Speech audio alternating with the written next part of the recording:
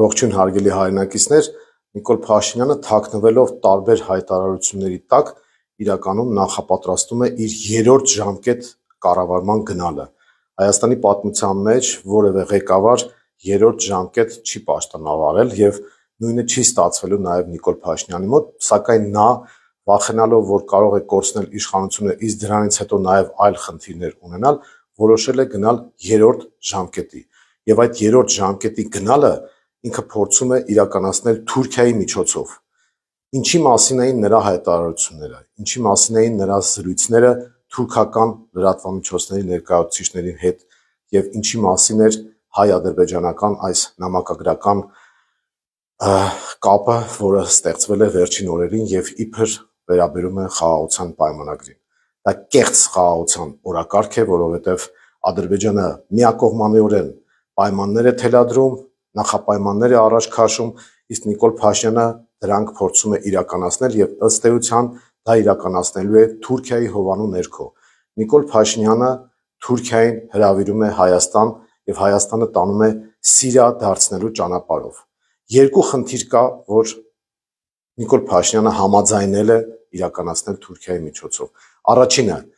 ինքը հրավիրում է Թուրքիային, որպեսզի Թուրքիան դառնա Հայաստանի տեր ու տիրականը, իսկ թե ինչ կլինի դրանից հետո Հայաստանի հետ, դժվար չէ կանխատեսելը։ Երկրորդը, նա համաձայնել է տալ այսպես կոչված Զանգեզուրի միջանցքը եւ այդ Զանգեզուրի միջանցքի հովանավոր եւ նայող է պատրաստ կարգել Թուրքիային։ Այս մասին նա բացահայտ չի խոսում, թաքնվում է ինքնիշխանության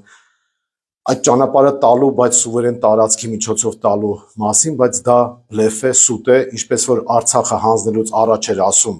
որ ինքը պայքարելու է Արցախի ինքնորոշման իրավունքի համար, Արցախահայության անվտանգության համար, հիմա նույն տեխնոլոգիան կիրառում է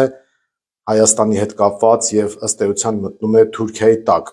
Իսկ թե ինչ է դա նշանակելու, կարող ենք տեսնել Սիրիայի օրինակով, թե ինչ են անում թուրքերը եւ նրանց դրածո իշխանությունները Սիրիայի ոչ սուննիական համայնքի հետ եւ ալևիների հետ եւ հայերի հետ եւ մյուսների հետ։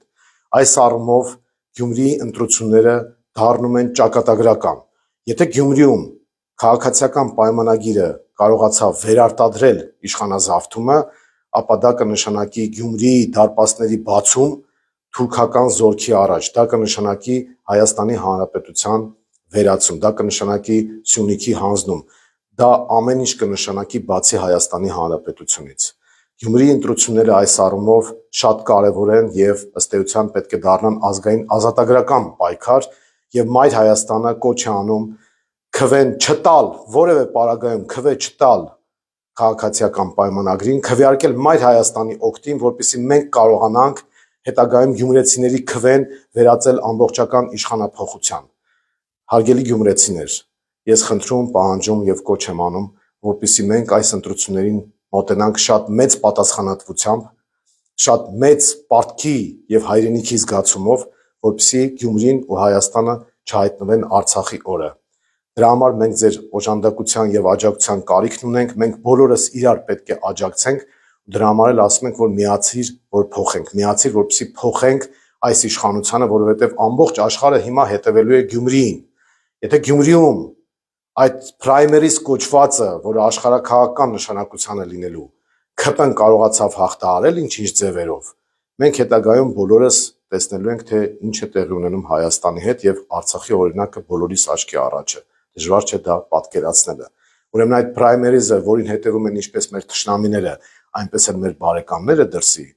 շատ կարևոր է լինելու եւ յուրօրինակ հանրաքվե է դառնալու Գյումրիի ընտրությունը եւ այս առումով Մայր Հայաստանը ձեզ կոչ է անում մի կողմ դնել բոլոր խնդիրները, իմանալ, որ սա ոչ միայն քաղաքային, այլ նաեւ քաղաքական, աշխարհակաղակական, անվտանգային եւ գոյության խնդիր է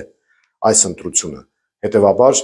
պետք է իշխանազրկել ՔՊ-ին եւ ճանապարհ բացել ամբողջական իշխանափոխության համար։ Շնորհակալություն։